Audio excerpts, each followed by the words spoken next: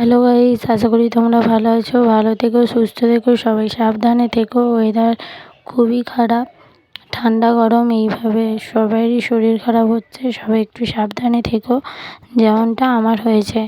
এই ঠান্ডা গরম এই রকম বাজে ওয়েদারের জন্যই আমার গলা, দাঁতের মাড়ি টাড়ি একদম ফুলে গেছে। কথা বলতে পারছি না, কিছু খেতে পারছি না। এই যে এখন আমি গার্গিল করতে বসে পড়েছি, গার্গিল করছি। গরম জলে গার্গিল করলে একটু বেশি আরাম লাগছে। কালকের থেকেই আমার এইটা ব্যথাটা শুরু হয়েছে।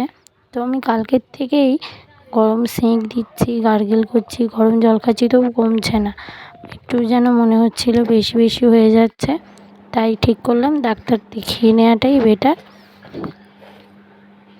তো এখন আমি চা খেয়ে নিচ্ছি। চা খেয়ে নিয়ে আমি ডাক্তার দেখাতে চলে যাব। ডাক্তার কাছে নাম লেখানো আছে, একটু দাঁড়ালে হয়তো হয়ে যাবে।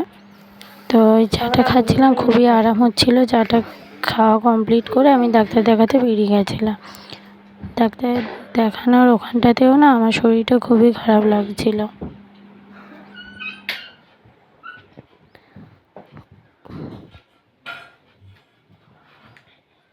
শরীরটা খুবই খারাপ লাগার কারণে একটু বসেছিলাম।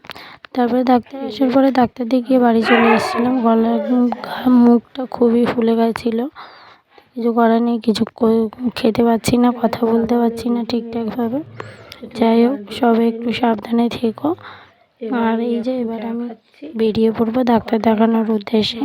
আর ডাক্তার দেখাতে গিয়ে আবার আমার দাদার সাথে দেখা হয়ে গেছে। আমার ছেলের তো বায়না, কোথাও বেরোলেই খেলনা কিনে দিতে হবে। যাই হোক, আমার শরীর খারাপ বলে একটু চুপচাপ যাচ্ছিলো, যে মার শরীর খারাপ, বেশি বায়না করবো না। সে তো আর হলো না, যেই মামুকে দেখতে পেয়েছে অমনি বায়না করা শুরু হয়ে গেল, এই খেলনা চাই, ওই খেলনা চাই। তো রীতিমতন মামু ছেলেকে কিছু খেলনাও কিনে দিল। খেলনা টেলনা কিনে দেওয়ার পরে আবার আমরা গাড়িতে উঠে ভেবেছিলাম একটু রুটি খেয়ে নেবো। খুব খিদে পাচ্ছিল, শরীরটা খারাপ লাগছিল। খাওয়ার পরে তো ওষুধগুলো আছে, তাই ভাবলাম একটা রুটি কিনে খেয়ে নেব। রুটিও না কিনেছিলাম, কিন্তু খেতেই পাচ্ছিলাম না, খুব কষ্ট হচ্ছিল।